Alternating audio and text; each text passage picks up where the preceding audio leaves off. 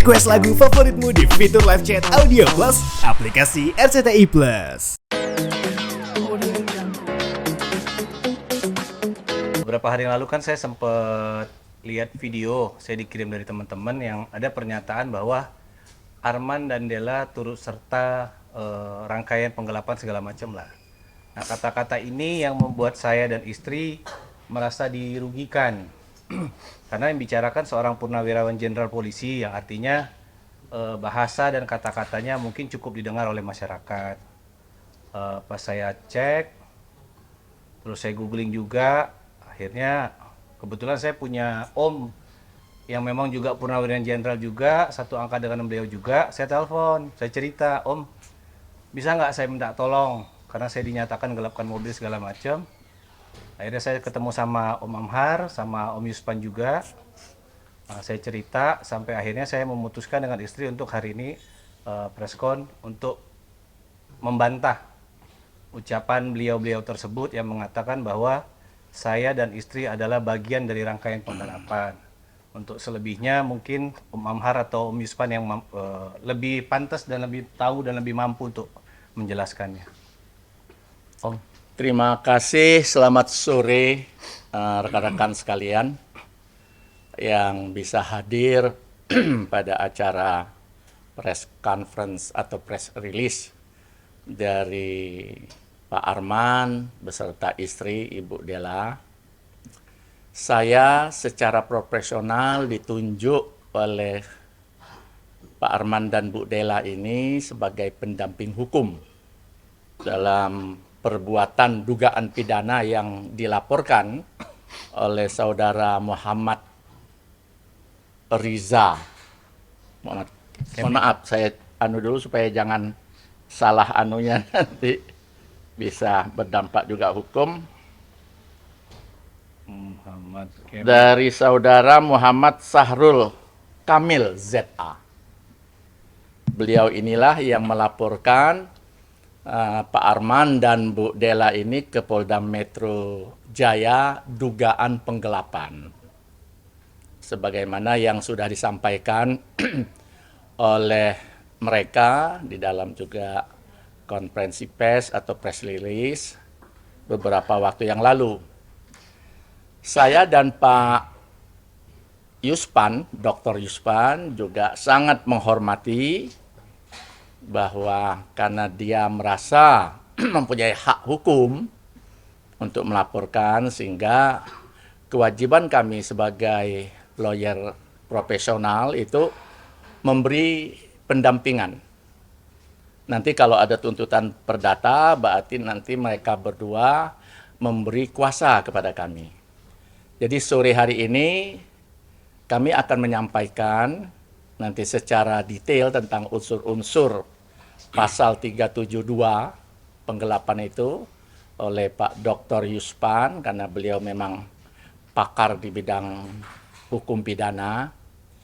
Dan saya juga menyampaikan ini, kita akan mendampingi Pak Arman ini sampai apabila ada tuntutan ini sampai ke putusan inkrah. Jadi mulai dari lidik, yang ini baru lidik, kami lihat suratnya, sampai penyidikan, dan nanti penuntutan persidangan sampai inkrah. Sehingga ini kami lakukan karena kewajiban profesi. Bukan karena saya ini omnya Pak Arman, bukan, memang profesi. Jadi ada istilah di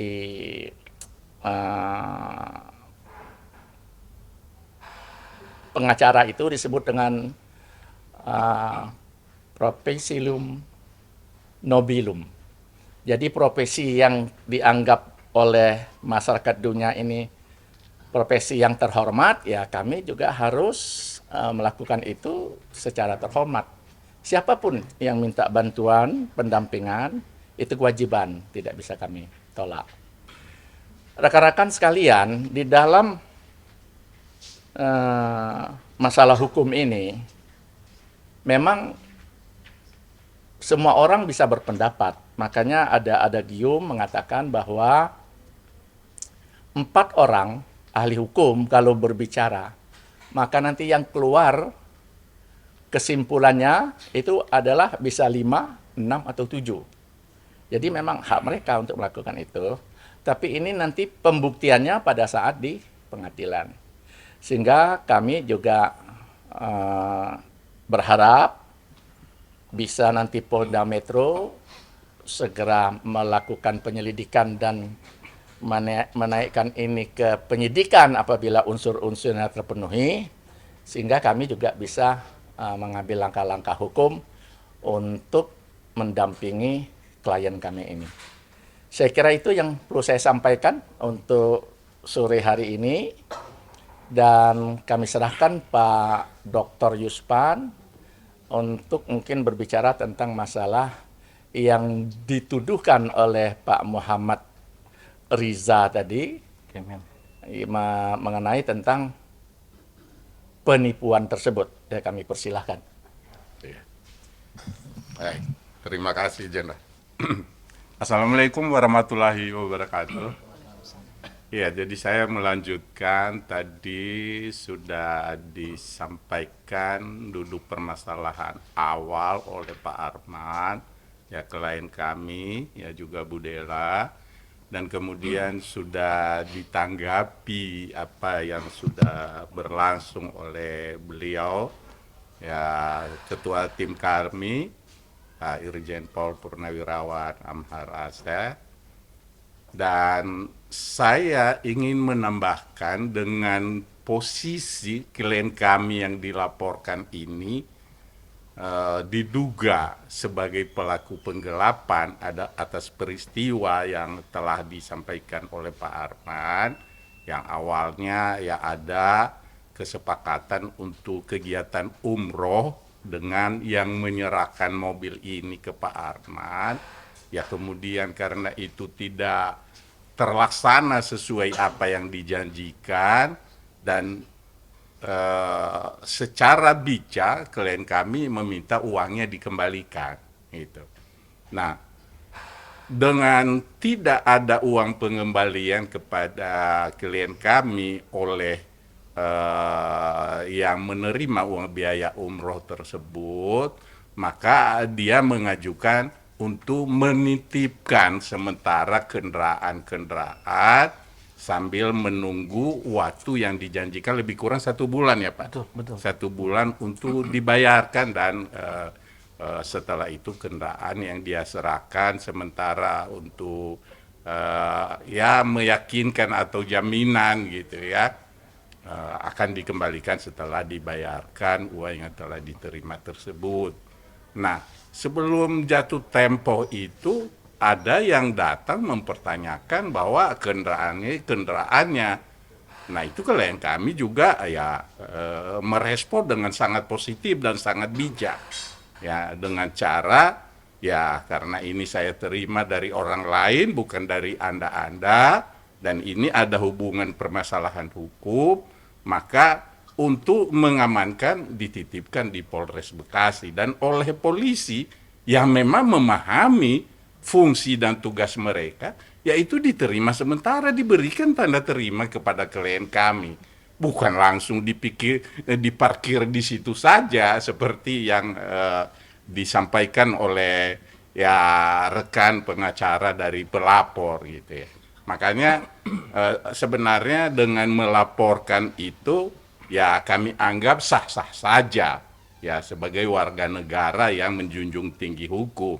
Tetapi yang mengecewakan ketika mereka publis ya dengan ya seperti sudah memvonis bahwa klien kami ini bersalah menggunakan kata sudah pasti, menggunakan kata ada niat gitu kan.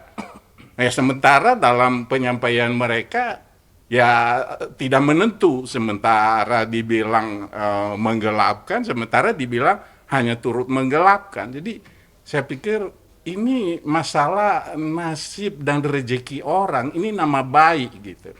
Jadi kita ini penegak hukum harus profesional gitu kan, jangan asal bunyi gitu. Kita harus tahu dulu permasalahan dan kita tahu alur untuk penegakan hukumnya. Jangan memvonis seperti kita sebagai penyidik, kita sebagai jaksa penuntut umum, dan kita juga sebagai hakim. ya menggunakan kata pasti, ada niat gitu kan.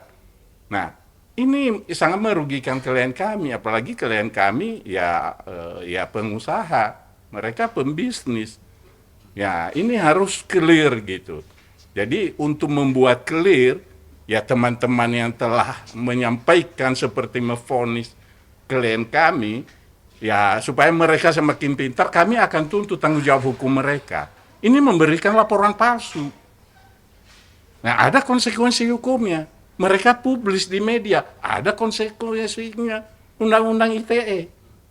Jadi untuk kedepannya ya saya berharap ya terutama ya pihak pelapor ini ya profesional lah dalam bermedsos, profesional lah dalam menuntut haknya, ya termasuk ya lebih banyak berharap saya kepada ya penasehat hukumnya, ya karena kita ini ya pengacara, tugas kita adalah meluruskan penegakan hukum kepada klien kita.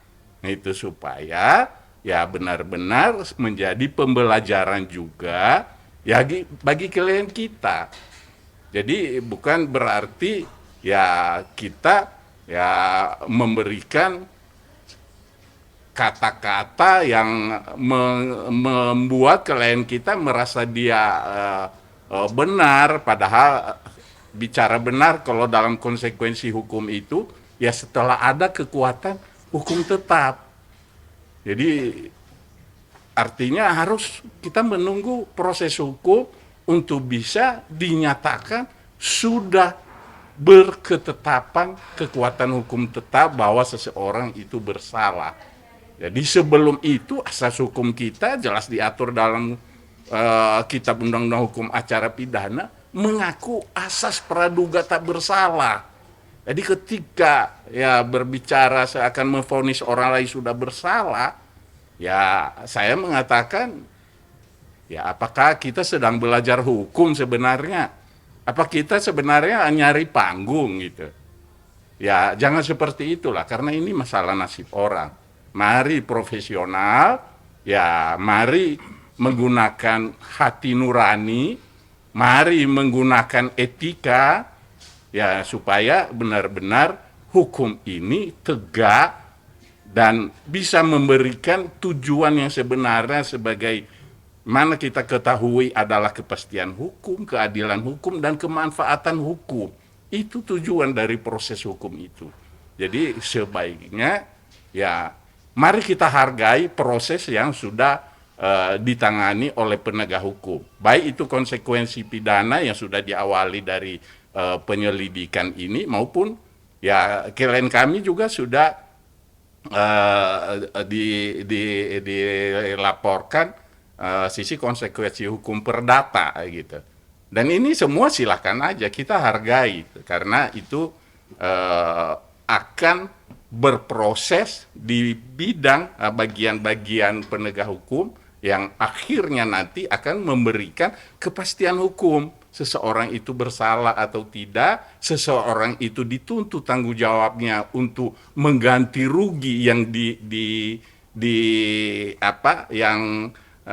merasa dirugikan, ya itu nanti setelah ujung dari proses hukum itu sendiri. Dan kita tahu ya proses hukum kita ya ada tahapannya. Ya kalau pidana ada tahapan mulai dari pemeriksaan oleh penyidik, ya sebelum menyidik malahan harus melakukan kegiatan penyelidikan, kemudian nanti dilimpahkan ke jaksa penuntut umum dan kemudian akan disusun dakwaan, dan setelah itu dibawa untuk diperiksa dan diputus di pengadilan tingkat pertama atau pengadilan negeri. Bila ada yang tidak terima bisa melakukan upaya hukum banding. Selanjutnya masih ada yang tidak terima bisa melakukan upaya hukum berikutnya berupa kasasi. Dan setelah itu masih ada kesempatan untuk upaya hukum luar biasa berupa peninjauan kembali. Dan itu bisa dilakukan berulang kali kecuali perdata. Sementara diatur hanya berkesempatan satu kali. Jadi ya mari kita pahami alur prosedur penegakan hukum ini, jangan langsung memvonis orang bersalah. Gitu. Ya supaya ya semuanya bisa tercapai tujuan penegakan hukum itu untuk memberikan kenyamanan baik dari pihak-pihak yang bersengketa ini secara langsung dan juga masyarakat umum. Jadi ya itu yang saya sampaikan, ya karena kami mendapat kuasa dari klien kami untuk mendapatkan keadilan, maka kami akan menjalankan sesuai prosedur dan alur ya penegakan hukum yang sebenarnya secara profesional, proporsional, dan prosedural. Ya, itu namanya menjunjung tinggi markat hukum dan bisa memberikan tujuan yang sebenar-benarnya. Jadi saya ulangi, langkah-langkah yang akan kami lakukan adalah menghadapi ya, laporan maupun gugatan yang ditujukan kepada klien kami, kemudian kami juga akan nuntut ya konsekuensi tanggung jawab hukum yang memberikan laporan ya palsu tersebut tadi, ya termasuk dikondisikan sedemikian rupa dikatakan penyerahan mobil setelah mereka membuat laporan polisi. Ada tanggalnya, ada buktinya. Ya bahwa mobil itu diserahkan sebelum mereka membuat laporan polisi. Jadi klien kami sudah sangat bijaksana untuk menyikapi ya mulai dari yang sebelumnya, ya sebelum masalah kendaraan ini ada hubungan hukum tujuan pemberangkatan umroh dan dia ya kami katakan tertipu gitu ya, tertipu ya, kemudian ditanggapi dengan sangat bijak untuk hanya meminta kembali uangnya, dan karena yang bersangkutan tidak bisa membayar secara tunai, maka dia menjanjikan 1 bulan sementara diberikan kendaraan-kendaraan untuk untuk jaminan lah, atau untuk supaya rekan kami ini juga bukan hanya pribadi dan bukan uang pribadi, ada uang orang lain di situ. Jadi klien kami sudah sangat bijaksana ya, namun di penyampaian media sosial ya dari pihak pelapor ya menurut kami berlebihan dan mengada-ngada, ya silakan. Tetapi ya ingat, ya kita negara hukum dan kita sudah berkecimpung dalam kegiatan hukum ini, maka ya bersiap-siaplah mempertanggungjawabkan apa yang sudah dilakukan, diucapkan, dan dilaporkan. Itu yang bisa saya sampaikan rekan-rekan semua. Terima kasih. Wassalamualaikum warahmatullahi wabarakatuh.